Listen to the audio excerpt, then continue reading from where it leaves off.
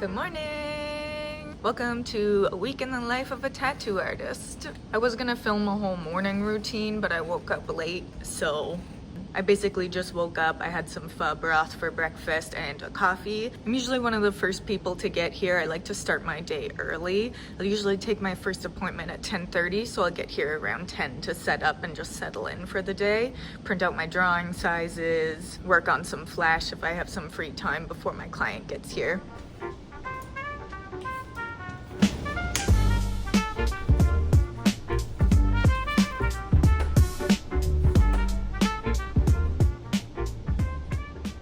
This is what we're tattooing today. This is a design from my flash book. I drew this when I was in Portugal after going to the oceanarium. I used a 7-round liner to do the outline on this, and then a tight 3 to do all the details and shading. After work, I went to my friend Sam's house to have a pizza party with some friends. This is her beautiful cat, Winona Ryder. Day 2. Today I'm tattooing some more stuff from my flash book. We're gonna do a vase, and then if we have time, we're gonna do this fat goldfish, so I'm excited for today. Pants are from Aritzia. Ink stains provided by Solid Ink and Incompetence. We decided to go with the largest size option because it filled in the space on his leg the best. When it comes to tattoos aging, it's always better to go for a larger size because your lines will expand over time, and if you want your details to remain clear for as long as possible, it's better to give them space to expand. And here's the final result. I'm super happy with how this turned out. I used a thick 9-round liner to do the outline and a 3 to do the inside lines and the shading. I usually do 2 different line weights for every tattoo to add some contrast.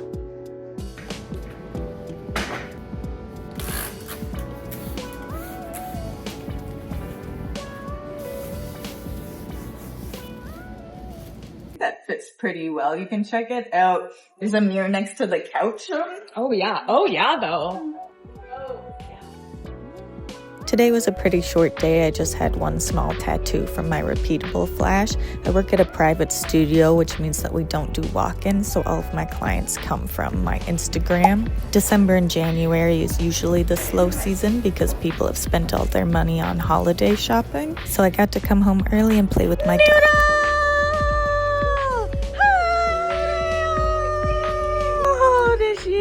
There she is. Oh. Day 4. I'm not tattooing today. I usually have a break in the middle of the week because a lot of people are only available on weekends. So people who work 9 to 5s or people who are in school and they only have weekends available. So I'll usually take a day off in the middle of the week. So right now I'm dyeing my hair, which I figured would be a good time while I wait for it to sink in to give more of a background on myself as a tattoo artist. I've been tattooing for 7.5 years now. I started in 2017. I think a lot of people who want to get into this line of work have questions on like, how did you get an apprenticeship? How do I start? I got pretty lucky finding an apprenticeship fairly quickly after I started looking for one. I was in school at the time. I was doing a bachelor's in art history. While I still love art history, I think doing it as a career just wasn't for me. And I'd always been interested in art. I wanted to find a way to be a full-time artist while still making a livable income.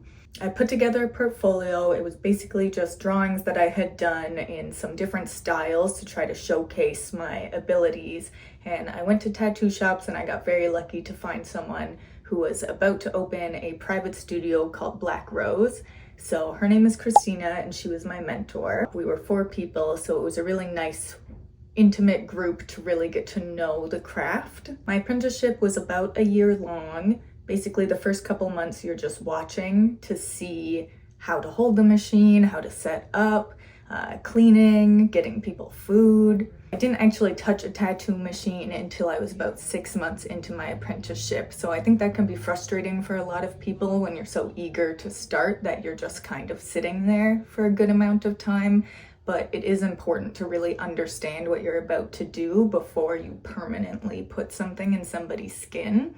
Really want to make sure that you know about blood pathogens and safety before you start infecting people if you don't know what you're doing. So I worked at that shop for about 5 years, and then during the pandemic, I decided it was time for a change. So I've been at my current shop for about 2.5 years now, and I really enjoy it. I work with a really great group of people, and I think when it comes to tattooing, the people that you work with are so important because at least where I live, there are a million shops, a million different options of places that you could work. And I think the team really makes all the difference. The best advice that I could give to someone who is trying to find an apprenticeship is really just to draw every day. Try different styles, try to find what works the best for you, what you're good at. Because when you eventually start getting clients, that's what will make them come to you, is your specific style. My dog is desperate to get into the bathroom, but she can't come in. Chemicals.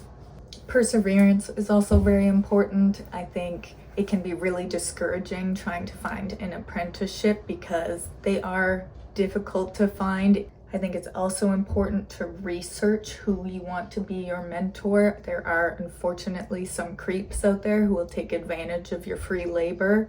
So just be mindful that not everyone has your best interest at heart. If you have any questions about this, feel free to write a comment below. Despite being a very popular YouTuber, I have lots of time to answer my comments. I'm back. It's a new day. I probably look very different than the rat that was dyeing her hair in yesterday's portion of the video. So I was supposed to have a couple more appointments this week, but because it is January, a lot of people are getting sick right now. So I've had a few cancellations, which is something that you need to account for when you work for yourself.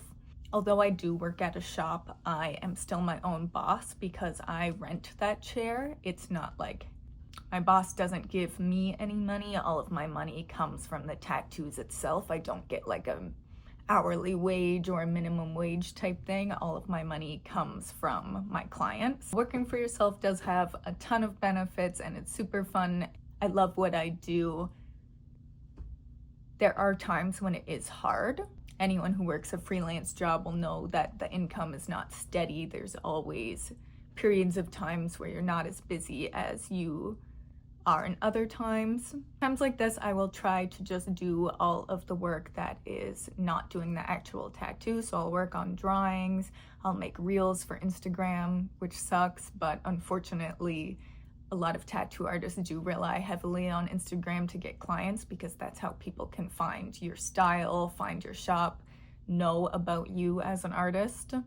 This year in particular has been pretty rough on a lot of tattoo artists. I know it's not just where I live, but where I live, the prices of housing have gone up, groceries have gone up, so people just don't have as much disposable income to spend on tattoos because they are a luxury item. You're spending between $150 and $1,000 on a tattoo.